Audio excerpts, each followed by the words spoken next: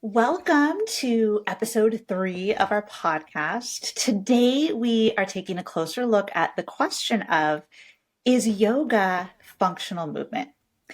And we thought that this would be a good question to address here on the podcast because the term functional movement and also functional training and just the term functional in general is a bit of a buzz term in the yoga, movement, and fitness worlds. And in the yoga world, at least, I've experienced can be kind of a vague and a broad term, and we'll talk about that as we discuss it today. But I've experienced that sometimes yoga is referred to as a functional movement or a functional style of movement. But in my experience, at least, it almost seems more common that yoga is referred to as not functional, or at least parts of yoga are not functional.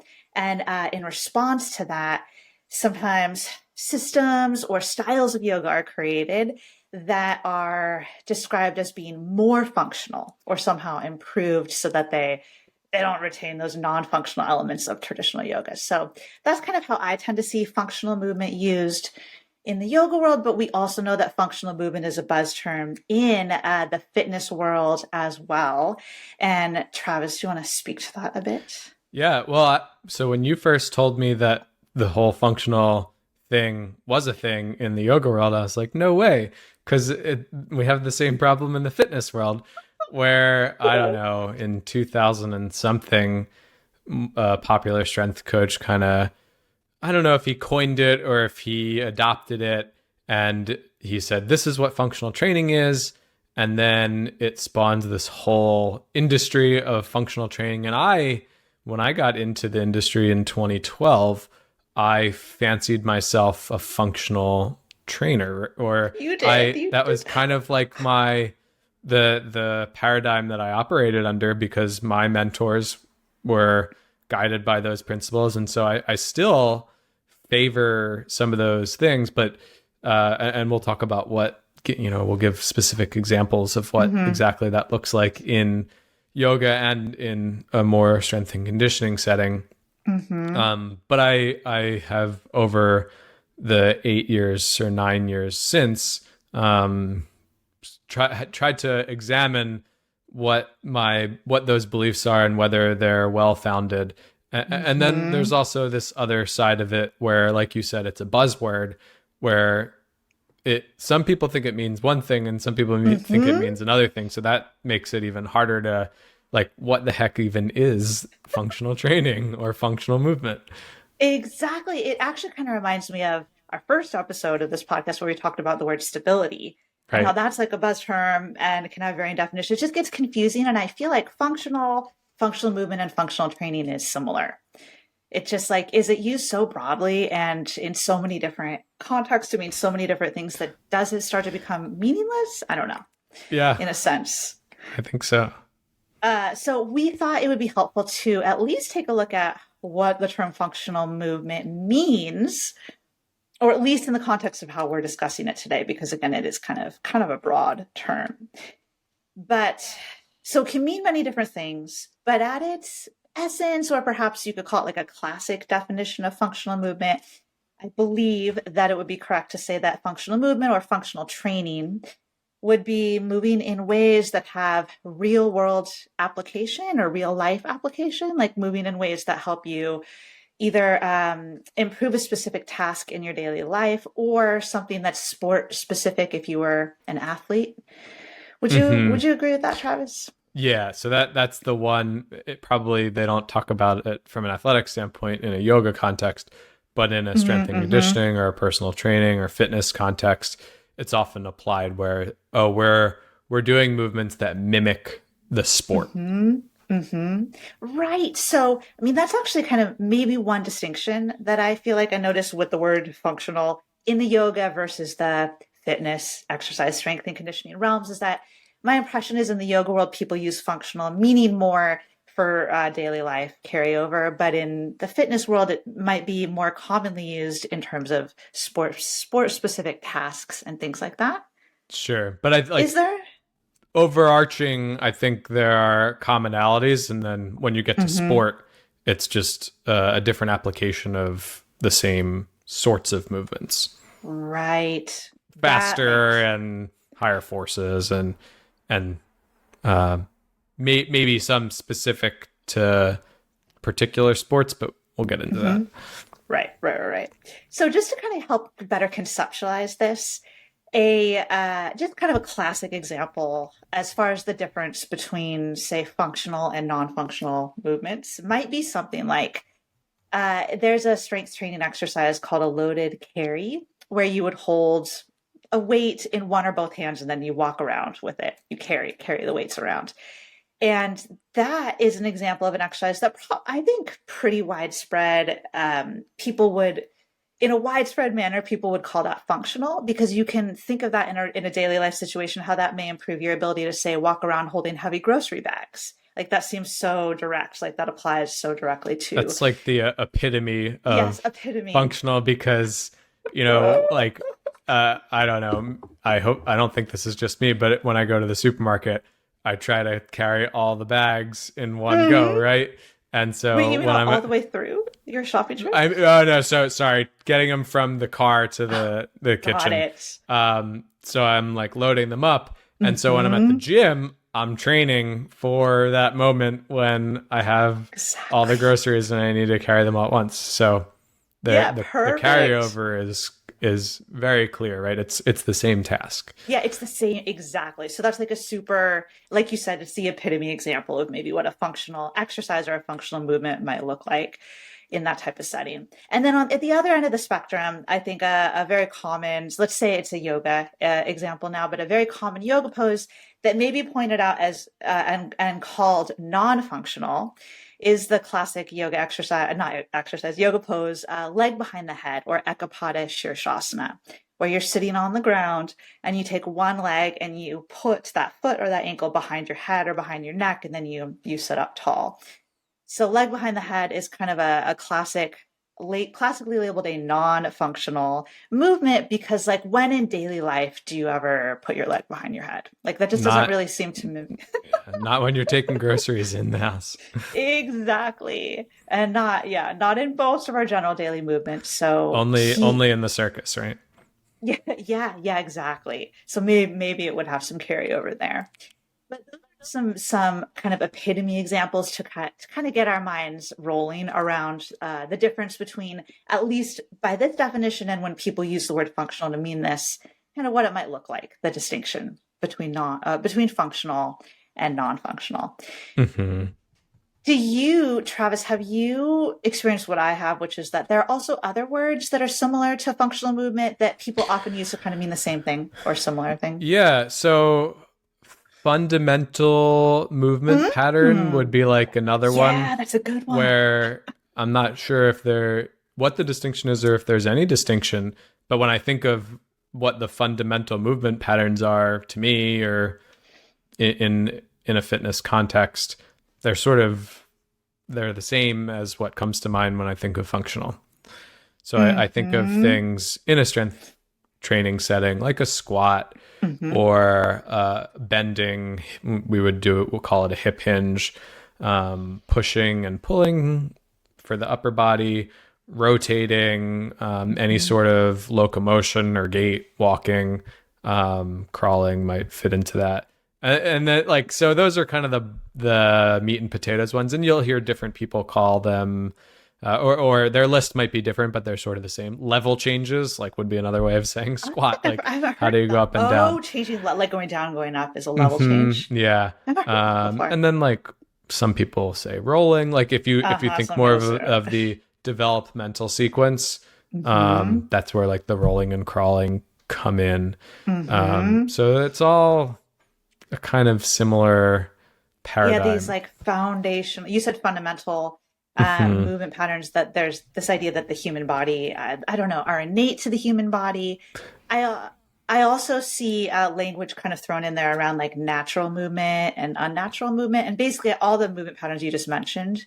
I also see often called natural movement, the idea being that if we were living hunter-gatherer style, the way that our bodies are adapted to live and move through the world, then those would be the movements that our bodies would quote naturally come across or move through. In addition to that, I think I would also add hanging or, Mm. from like a branch, I guess, if you're thinking out in Yeah, nature, or brachiation. brachiation, swinging. And I've also heard thrown around the idea of throwing, like in nature, you might Yeah, I throw have heard that something. too. And the one I didn't mention is lunging.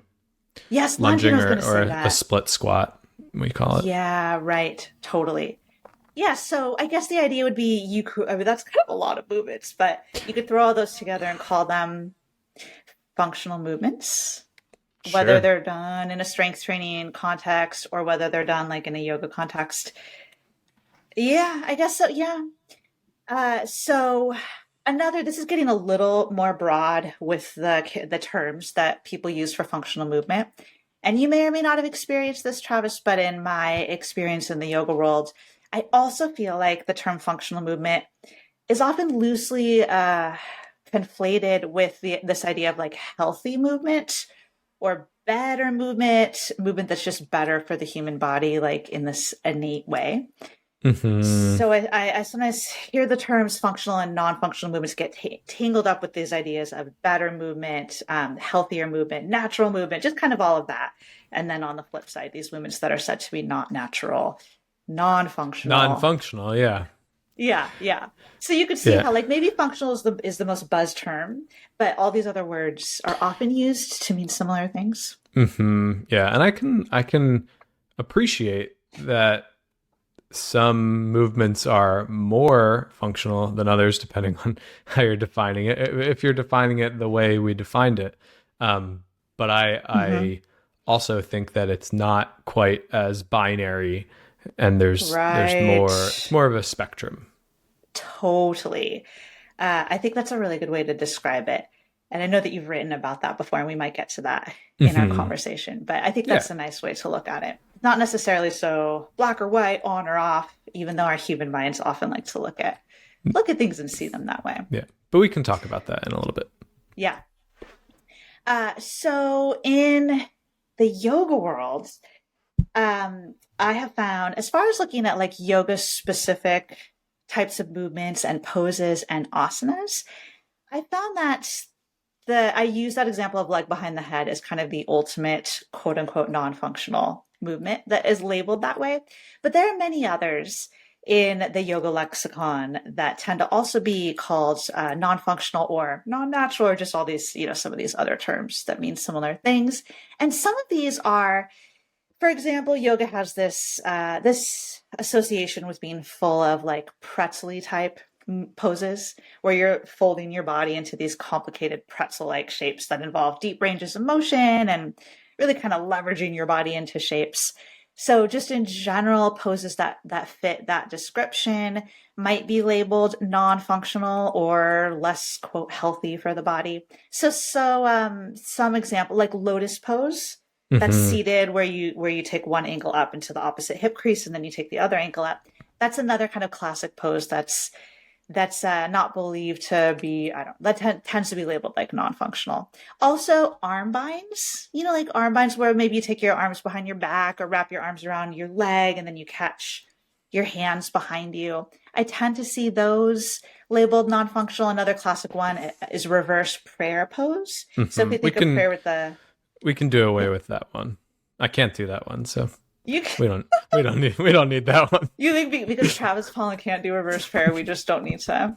We can let go of that. But I can do that pose, so All that's right, interesting. we can keep Can we it. keep it? Can Yeah, we we can keep it keep it. on just whoever's interested in doing it, maybe? But so reverse prayer, just for anyone who might not know, we have regular prayer pose with your hands in front of your heart. Reverse prayer is your hands behind your heart, basically. So that's like a position of the shoulders in internal rotation, maybe some adduction. Kind of depends, I guess, on the length of your Extension for sure. and extension. Yes, exactly. And then pressing your Or palms yeah, together behind you. What were you going to say? hyperextension perhaps. Right. So that's one that I feel I tend to see people label that as like not a good movement or non-functional. Other ones, and this I think has some overlap with the fitness world, but things like crunches or Hmm. abdominal targeted movement, sit-ups, I tend to hear those called Yeah, non-functional. because well, part of the functional paradigm is that if it's mimicking activities of daily living or real world tasks, then it must be performed standing, because Oh, I don't know, yes. that's functional. So you can train your Oh, abs or your anterior core or what have you, as long as, well, maybe according to some people, maybe you shouldn't right. because Some it's people, non-functional. But as long as you're standing, that's okay. But if you're lying on the floor, like the argument is, well, if in sport you've already lost if you're on your back. So oh, people say that. yeah, well, and I hear that applied to bench press. Like, oh, bench press isn't Oh, functional yeah. because if you're on your back, you've already been pushed over. You know, if you're a football player and a lineman bowls you over, then you've. So anyway, That's interesting. exercises like crunches or anything supine is Hmm. non-functional because it's on the floor and that doesn't mimic your day-to-day. Wow. I Yeah. hadn't heard that justification for why they were called non-functional. I guess in my understanding, it was more just that it's like this repetitive spinal flexion task, and that I Oh, think it and when would you also, need to do that? yes, when would you need to do that in daily life? Like lie on your back and then curl up a bunch. I guess like that would be the Or well, the argument. other argument against crunches is the core isn't designed. That's not the purpose of the core to perform spinal flexion. The purpose of the core is to resist extension. Oh Some yeah, would say so. Therefore crunches are non-functional, and you should only train the core isometrically. that's Some would say. right. Which goes back to our 2 episodes of our podcast ago where we talked about core stability. The episode about Mhm. stability in general, but we talked about core stability and what that is and how that's like training the quote core or the muscles of the trunk in a way in which it's like isometric, so they're resisting motion. Yeah, or at least that's similar. You're saying that also it's like anti extension. But in general, there's just these ideas of like training the core maybe without letting the core move, and Mhm. that's more functional because that's how the core is designed to move for us in life and in sport. That's the thinking. Yeah. Yeah. Whether Well, that's true is right. up for debate. Yeah, exactly. But that's like part of how it fits into this paradigm of Hmm. functional versus non-functional movement. Hmm. In the fitness world, I also feel like, or in the strength and conditioning world, I feel like I hear talk about lifting weights in machines as being non-functional and Yeah. only free weights being functional. Similar argument in terms of being seated. So if you're Hmm. seated, you're not seated in sports. So therefore, you shouldn't sit to perform exercise. And then the other part of it is the fixed plane or axis of motion. So if the machine, you can only move the machine through one uh, Hmm. kind of movement Plane. path. Yep. And so if like therefore the machine is providing stability for you, Hmm. stability, right? Um, Exactly. but you don't have to stabilize yourself. Like if you're training Hmm. your lower body, let's say a squat would be more functional than a leg press because you have to provide your own stability in the squat not to fall over, versus a leg press you just push and Can you it just say, slides up and down tell us what a leg the press track. looks So like you're seated or maybe lying on your back at kind of like a 45-degree angle, and there's a in the sled. machine? And there's a sled that you put your feet on, and you push the Right. the plates So that's out. sometimes believed to be non-functional because you're not standing. So how does it have real world application? If that's not how you move in real life, Hmm. then how is this helpful? And you don't have to stabilize the weight because it can only move along the Right. track that it's on. Yeah. When I first began my strength training path, I worked with a personal trainer for several sessions just to learn and familiarize myself with all the equipment and the basic lifts so that I felt comfortable doing it on my own.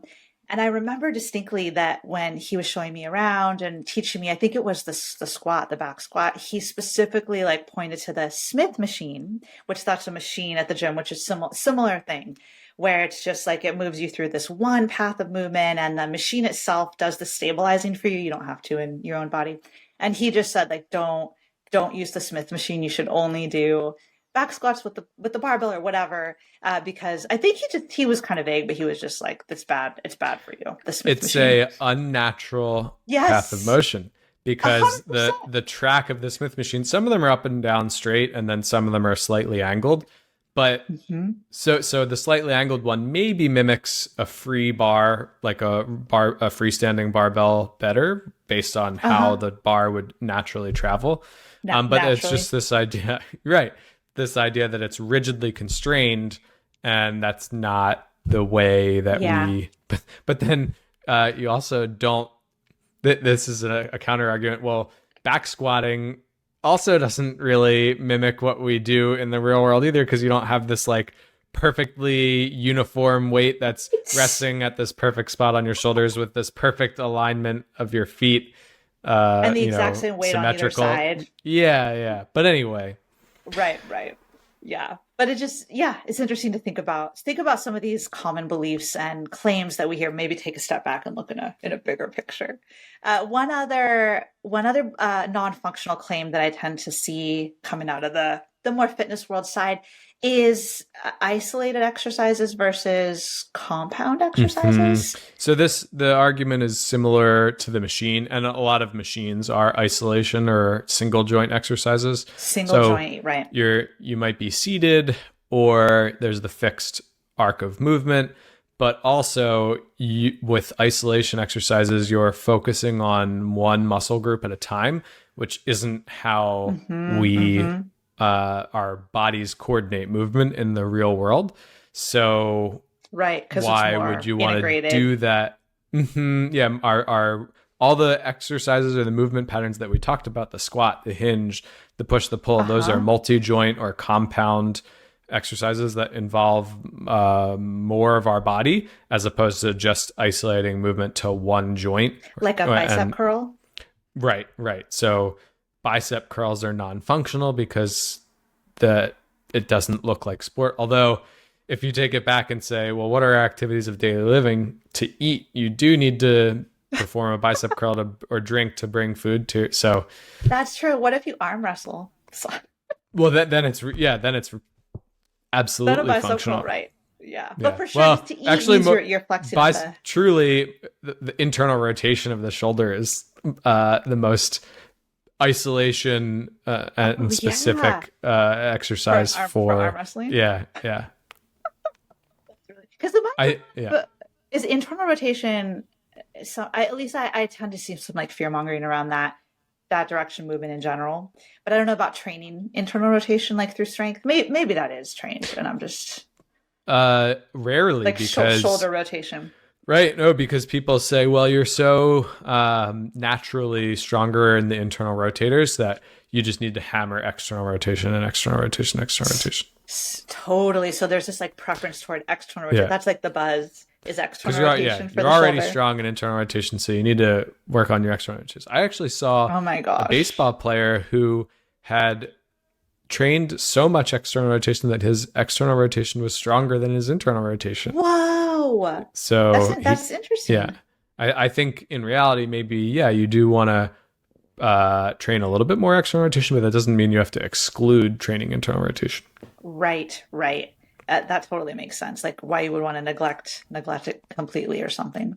And I think it also sometimes gets tied into the rounded forward shoulders posture idea, and that like if you train internal rotation, you're just going to pull the shoulders make you forward.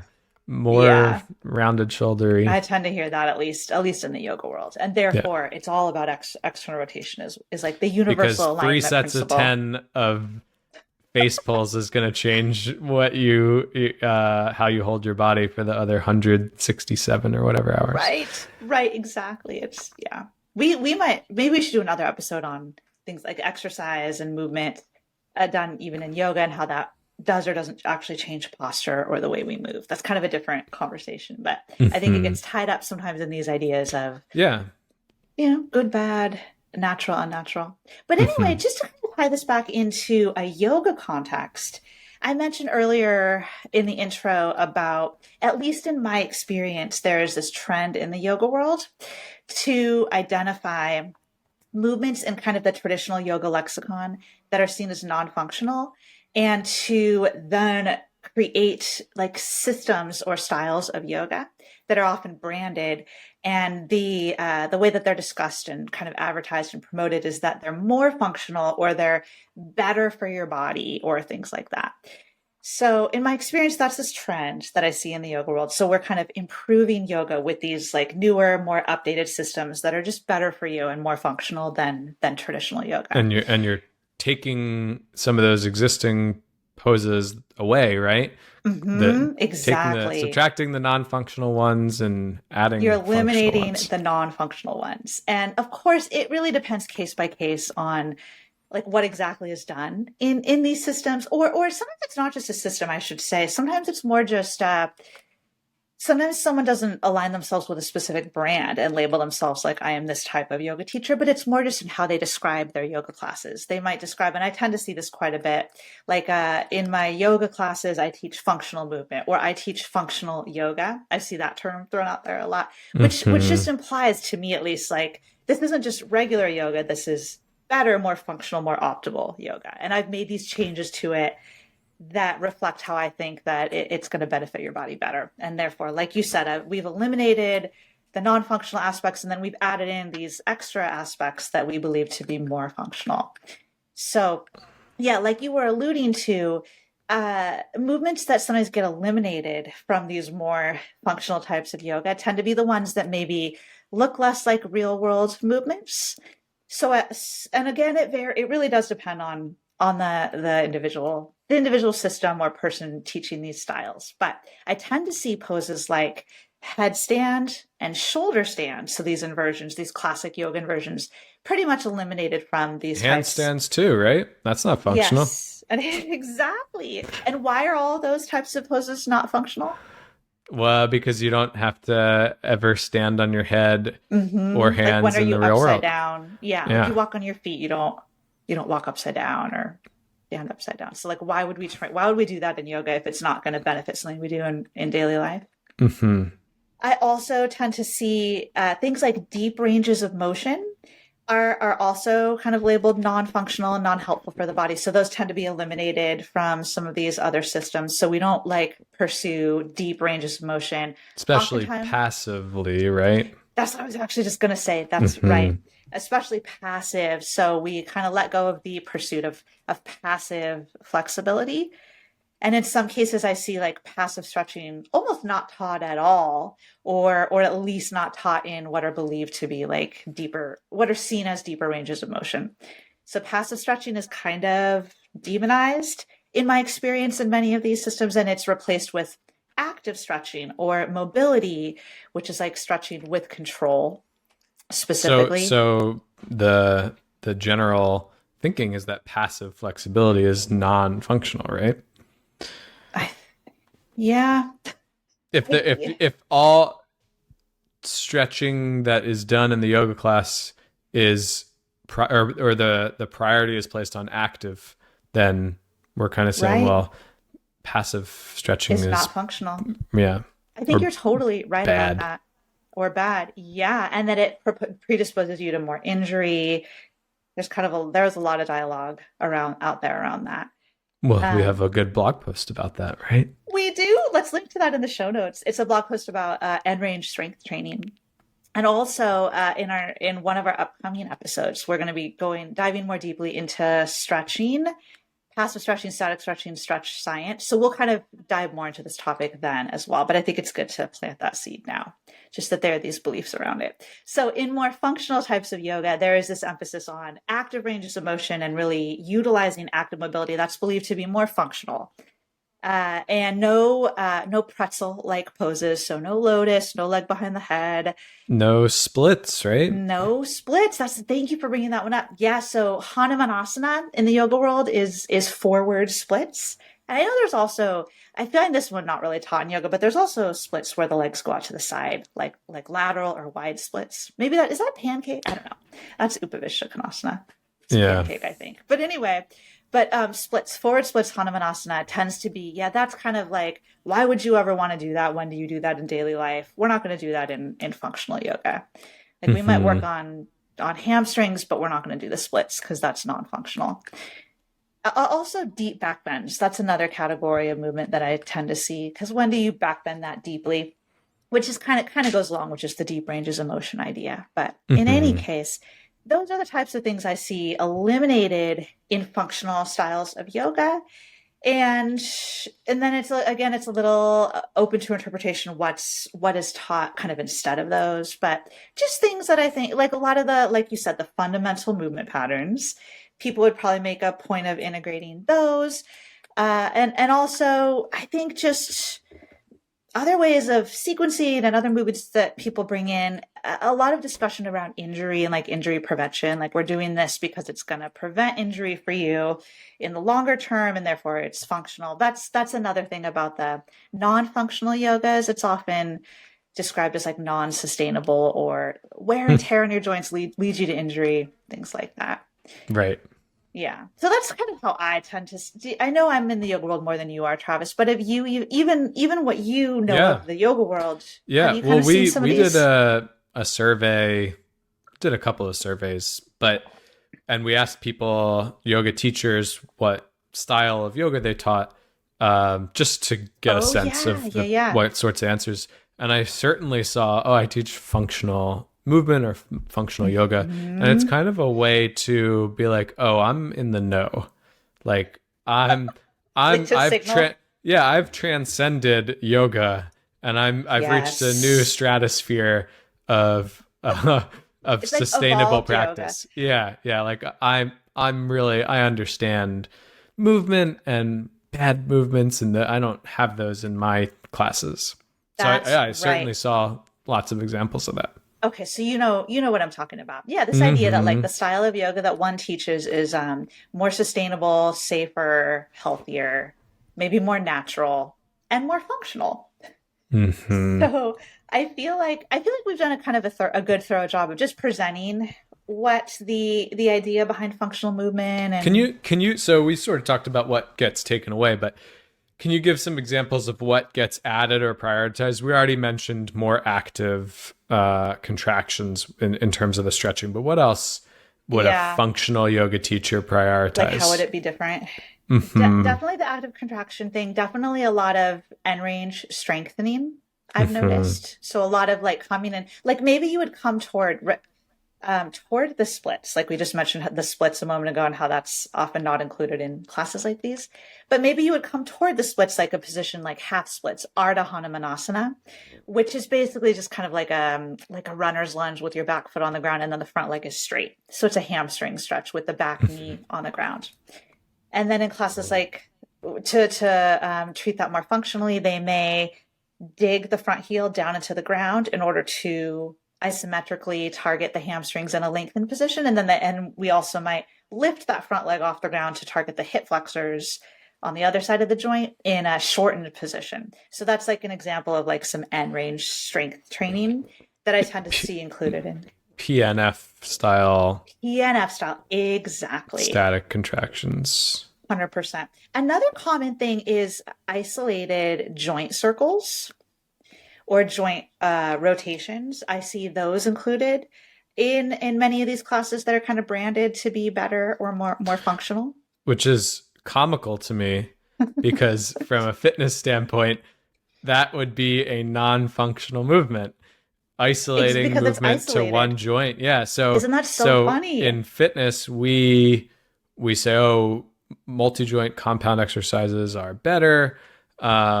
We want to be thinking about these broader movement patterns and not individual joints or individual muscles. And so those sorts of So you things, wouldn't do like, things like that. no, you would get the benefits of that. The thinking is you get the benefits of that through doing compound exercises, and you don't And need to that's do isolation of individual joints I think or that's so muscles. ironic because in the yoga world there's this big emphasis and trend on isolated joint circles as being important and functional. And the idea of an isolated joint circle just means like you hold your whole body super still and then you move only that one single joint and you move it through its full range of motion, which is generally like a rotation or a circular direction. And they're often done for the shoulders, the hips, the spine, the neck. I mean, there's the wrists, basically all the joints. Yeah, so it's just that's ironic that in the yoga world, isolation is seen as functional, but in the fitness world, isolation is labeled not functional. Like there's kind of a disconnect there. Hmm. So with all of that said about what this approach kind of looks like, what we could discuss is what's our opinion of all of that? Like how do we personally see functional movement from maybe our perspective in the way that we might use that term today? Yeah. So the first issue I suppose I have with the definition is that it Mm-hmm. lacks context. So, and we sort of were alluding to this. It's like if you go to one functional yoga teacher to the next, the classes might look different because it's Right? just their opinion of what is non-functional Totally. versus what is functional. And you can't even have an opinion of that without knowing who the person who's performing the movement is.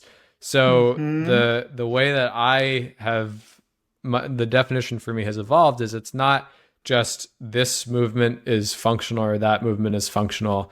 It's or non-functional. It's that movement is functional or non-functional for a particular individual with Mm-hmm. particular goals and movement history or training history, injuries, likes, Absolutely. dislikes, attitude, beliefs. So all those things dictate whether, but ultimately the most important thing is what is the person's goals? Mm-hmm. Does this exercise help them or movement achieve their goals? If yes, then it is a functional movement for them. For them. That makes so much sense. So are you kind of suggesting that the word functional or functional movement or functional training, if it's used not within a context, but just as like this broad general term, that maybe it's not as meaningful as using or as helpful as using it Yeah, within the and context? especially when you get into the athletic situation, what's functional for one person is not Mm-hmm. as functional for next. So, like we That's a talked good about point. back squats. Back squats are very functional for a power lifter who only does three exercises: back squats, deadlifts, and bench press. Bench press is Right. functional for a power lifter. Bench press, if you we sort of Follow talked that. about, well, if you're lying on your back, that's not really true. Just, But people will say, but people would say that, yeah. But then lots of other sports we also talked about. Well, you rarely have this perfectly symmetrical stance with this perfectly symmetrical load perfectly placed on your back. Therefore, that right. movement might not even be as specific. So that's another relevant word here. As Specificity. specific to the movement that you're going to need to do in sport, and so the functional training gurus from the early 2010s or maybe a little bit before said, "Oh, don't do back squats, do split squats. Split squats bias one leg at a time, and in sport we're often on one leg. Therefore, split squats are more functional Oh my than bilateral gosh. squats, or any really unilateral lower body training is going to be more sport specific and therefore more functional." Then bilateral. Unilateral means one doing one side at a time, and bilateral is doing both sides at one time. Hmm. So a split squat is more functional than a back squat by that definition. Yeah, but I What? not that I necessarily agree with that definition Right. because uh, it goes back to what I mentioned early on in the podcast, where I don't think that functionality is a yes or no. I Mm-hmm. think that when you know the person's goals, certain exercises can be more functional than other exercises. So Mm-hmm. it's more of a continuum or a range where, at the most fundamental level, we know strength is really important for just about everybody, athletes Mm-hmm. and non athletes, right? Mm-hmm. So if you're building strength, somewhat regardless of what the exercise looks like, whether you're seated, whether it's a machine, whether it's isolation, whether it's a crunch, that can be functional because you're building strength, and strength in and of itself is functional.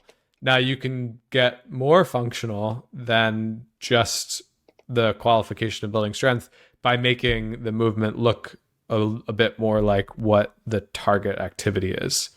But it's not, oh, those seated machine isolation exercises are non-functional. No, it's just that might be the most functional for a given individual at this time, because they're not prepared to do anything more sophisticated standing on one leg with free weights. So it just, like I said, it goes back to the context.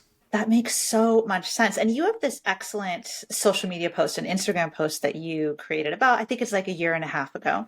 And I recently reviewed it, and we will put it in the show notes. But you talked about this idea of function and functional movement on a spectrum, and you used this great example. Do you remember? So I think it was maybe a volleyball player. Yes. And it was, yeah. So volleyball players, the sport is a lot of jumping, like vertical, so straight up in the air. And so to do a strong vertical jump, you need strong quadriceps, especially legs in general. But so the what some people, purists, would say, like, oh, a leg press, that's not functional. Well, because a that's leg press in a machine and everything. But a leg press is building strength in the lower body, therefore it's functional. But then a bit more functional perhaps could be the back squat, where it looks more like the jump. And you're providing your own stability, because all your muscles have to coordinate so you don't fall over with the weight on your back. But then more functional still would be vertical jumps, or because that's what we're trying to perfect or improve. And when you get to that point in the continuum, it's just playing the sport. We're playing the sport, or doing the activity itself is the most functional that you can get, right? Yeah. Yeah. Play volleyball, practice your skills within that context. And that's super functional, right? Because that's. Yeah. But there are other things that you can do to give yourself the foundation to express those qualities of strength and power, even though they don't look exactly like the thing. Like if all you did was leg press, I wouldn't expect you to be able to perform your spike or slam volleyball, or whatever it's called in volleyball. Yeah. Pass, set, crush. Anyway, but doing those things will give you some of the foundational skills or capacities to then practice the skill. Yeah, it actually reminds me quite a bit of our approach in Strength for Yoga, where we have these like monthly strength programs that are themed around yoga poses. So it's still like full body strength we're working on, but there's like this extra added layer of helping people improve or enhance or support the practice of one specific asana. And so we talk about that. So for example, if you take handstand, for example, and how handstand itself, there's so much skill that goes into that. And you really build that skill by practicing handstand itself. Like that's where it's super specific. You practice your balance and holding your body in that shape. But then something like the strength comes in, and what we would do in Strength for Yoga is we work to train and target, especially the upper body and the core and the shoulders and overhead pushing. We build that foundation of strength so that someone can practice handstand. So we're improving the muscle's capacity to do the work required in handstand. But then in order to get good at handstand, they still need to practice handstand. That's like the skill practice part. It's not like building the strength is a prerequisite. They need to be strong enough to do handstand, but it's not like building the strength is going to instantly transfer into their being able to balance on their hands. Right. Necessary, but not sufficient. Necessary, because you but also not have sufficient. to train the skill. Totally. But all those things, even though isolated wrist extension mobility seems like in a strength training context to be somewhat non-functional, because that's isolated. Well, we can see how it has carryover if you're interested in embodying. Right. So if that's your goal, exactly. So isolated wrist extensions, it's a very isolated movement or exercise, but it can totally have carryover into increasing wrist capacity and control for something like handstand. But in like a vacuum, if you said, well, is that exercise functional? It's like, well, it doesn't look functional. It doesn't look like some of those other fundamental natural movement patterns that we talked about. But because the person has a goal of doing a handstand, which, we sort of already talked about, that's not necessarily a real world movement that you see. But if somebody wants to be able to do it because they wanna, then it's functional for them. 100%.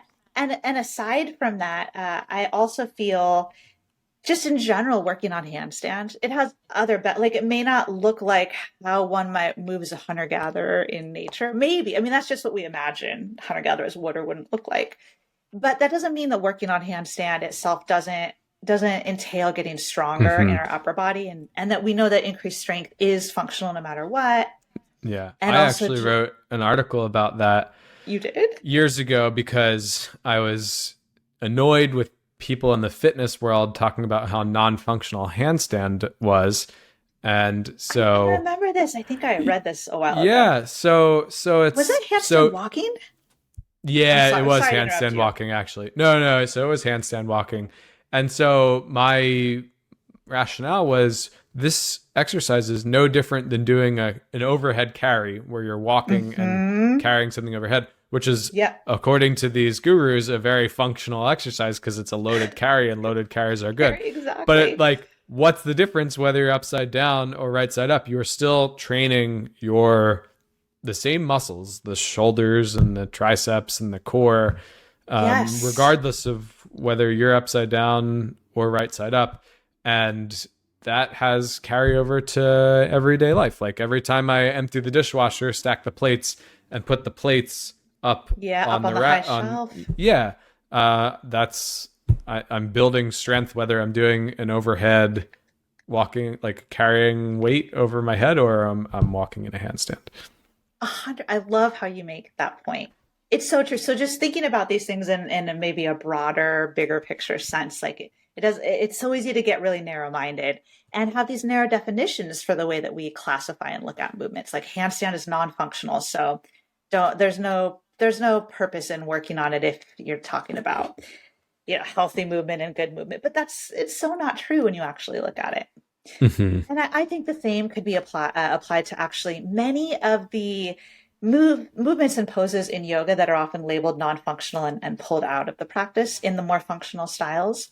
Like, for example, the reverse prayer one, that pose that you can't do that I could do, where you take your hands and you clasp them behind you. So I've definitely seen that one specifically kind of fear-mongered about and pulled out of yoga classes. But I feel like, how is bringing your hands behind your back into prayer?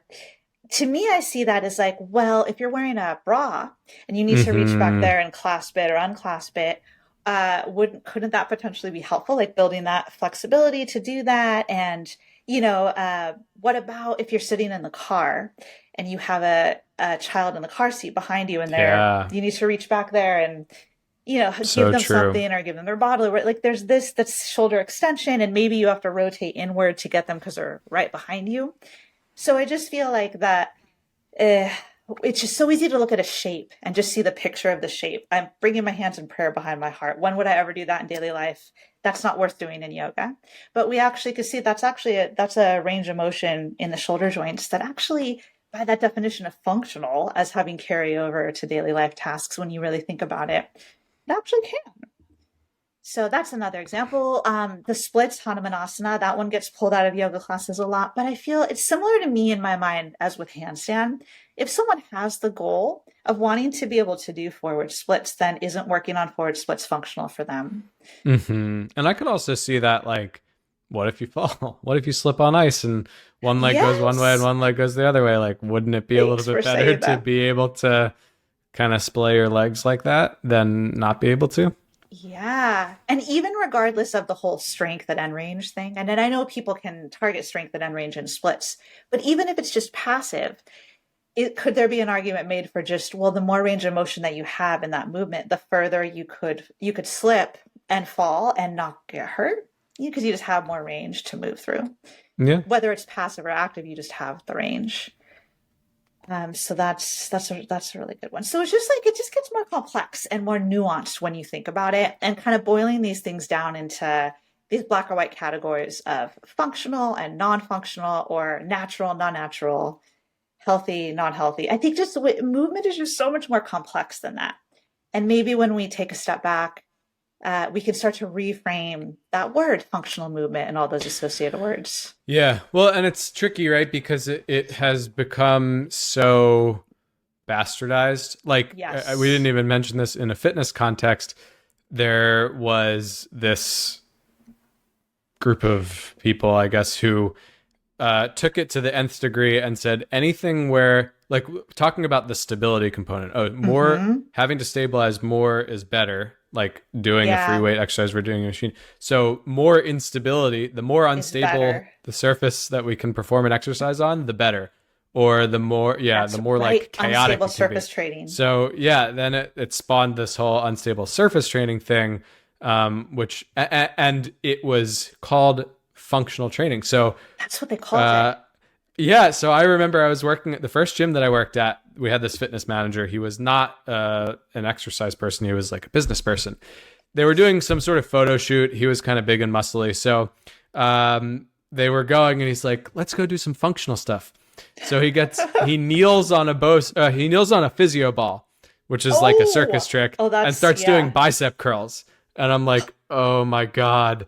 And that was like my first introduction to this other way of describing functional training, which is so far off the deep end. And the reason that you wouldn't want to do that just quickly is if you want to train your biceps, you want to be on a stable surface so that you can produce the most force from your biceps, not be worried about falling off from kneeling on a physio ball, because that's going to limit your force production. And so that's you won't build as much strength in the biceps. Yeah, that's the counter argument against unstable surface training. There's a time and place for balance training on an unstable surface, but leave the balance training to itself and perform the other exercises the strength training on a stabler surface. That makes so much sense. I'm really glad you brought that up, because I've been meaning for us to mention that in this episode, because it's so common. At least what I see, the unstable surface training and Bosu balls, like that's like a half physio ball with a flat bottom. And it's not to say that there's not a time and place for that, especially in a rehabilitation context. Yes, post ankle sprain.